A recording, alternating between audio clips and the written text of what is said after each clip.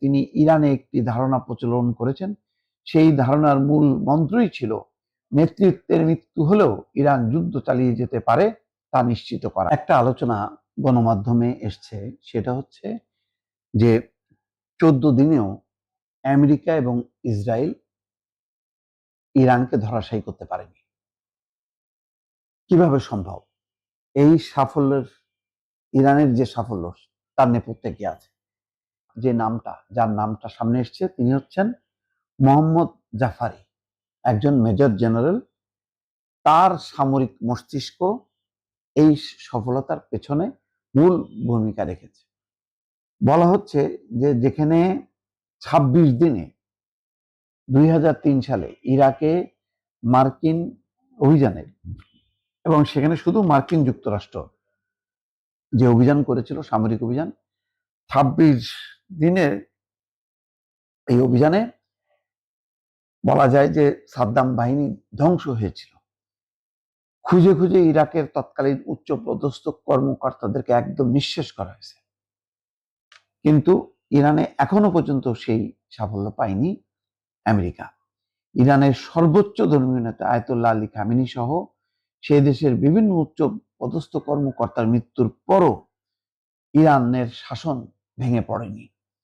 অনেকের মতে এর নেপথ্যে রয়েছেন major general Mohammad Ali Jafari, যিনি ইরানের elite force Islamic revolutionary guard corps IRGCর প্রাক্তন কমান্ডার ইন চিফ পদেও ছিলেন। এ বিষয়ে আরো বিস্তারিতভাবে বলা হচ্ছে যে গত 28 ফেব্রুয়ারি থেকে ইরানের বিরুদ্ধে শুরু হয় ইসরায়েল এবং আমেরিকা যুদ্ধ শুরু করে। অভিযানের পোশাকি নাম অপারেশন এপিক ফিউরি। ড্রোন, ক্ষেপণাস্ত্র ছুড়ে ইরানের সর্বোচ্চ পদাধিকারীদের খতম করেছে যৌথ বাহিনী। আয়াতুল্লাহ আলী খামেনি ছাড়াও IRGCর সর্বাধিনায়ক মেজর জেনারেল মোহাম্মদ পাকপুর, প্রতিরক্ষামন্ত্রী ব্রিগেডিয়ার জেনারেল আজিজ নাসির জাদে, সশস্ত্র বাহিনীর প্রধান লেফটেন্যান্ট জেনারেল সাইদ আব্দুর রহিম মুসাবি সহ বেশ কয়েকজনের মৃত্যু হয় এই কয়েকদিনে। বলতে গেলে প্রথম দিনেই মৃত্যু হয় তাদের। Institute for the study of war এর প্রতিবেদন অনুসারে আমেরিকা ইসরায়েলের যৌথ হামলার উদ্দেশ্য ছিল ইরানের সশস্ত্র বাহিনীর মনোবলে ধাক্কা দেওয়া এবং তাদের সব সামরিক ঘাঁটি গুঁড়িয়ে দেওয়া। কিন্তু আমেরিকা বা ইসরায়েল কেউ এখন পর্যন্ত তাদের কাঙ্ক্ষিত লক্ষ্যে পৌঁছাতে পারেনি। আর তা সম্ভব হয়েছে জাফারির কারণে। তিনি ইরানে একটি ধারণা প্রচলন করেছেন। সেই ধারণার মূল মন্ত্রই ছিল নেতৃত্বের মৃত্যু হলেও ইরান যুদ্ধ চালিয়ে যেতে পারে তা নিশ্চিত করা। পূর্ব পরিকল্পনা অনুযায়ী বিভিন্ন বাহিনী এবং মন্ত্রক তাদের কাজ চালিয়ে যেতে সক্ষম হয়েছে। বাস্তবে তার প্রতিফলনও দেখছে বিশ্ব।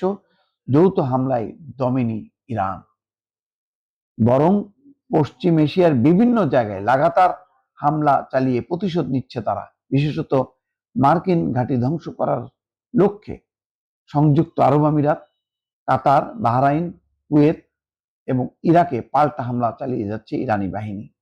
দিন কয়েক আগে ইরানের বিদেশ মন্ত্রী পররাষ্ট্রমন্ত্রী আব্বাস আরাকচি জানিয়েছিলেন কিভাবে মার্কিন হামলা প্রতিহত করা যায় তা নিয়ে 2 বছর ধরে অধ্যয়ন হয়েছে।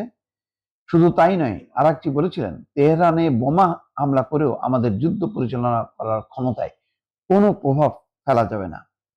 বাস্তবে তাই হচ্ছে যে যার নাম এসছে জাফারির নিখুঁত রণকৌশলে এখন পর্যন্ত এগিয়ে আছে, অথবা প্রতিরোধ গড়ে তুলতে পারছে ইরান। ফলে দিন যত যাচ্ছে আমেরিকা এবং ইসরায়েলের কর্তাদের মুখ যে শুকিয়ে যাচ্ছে সেটা মোটামুটি পরিষ্কার, দর্শক।